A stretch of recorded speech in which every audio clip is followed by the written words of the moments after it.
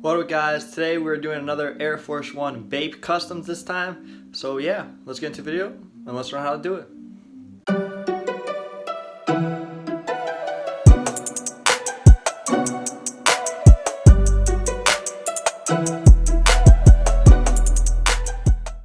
So first we're going to prep the shoe, first by unlacing the laces, second by using a leather deglazer to take the factory finish off the shoe. So let's go do that.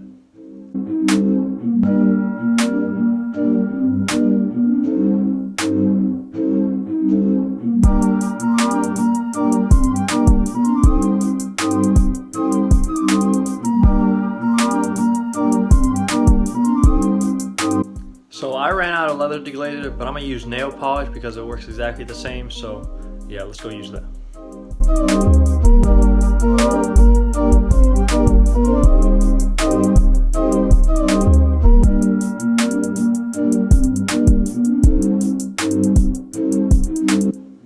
Now I'm going to go sketch the Bape design. I'm going to freehand everything because, you know, Bape design is kind of random. So yeah, I'm going to freehand it. I'm going to let you guys watch me do it. And yeah.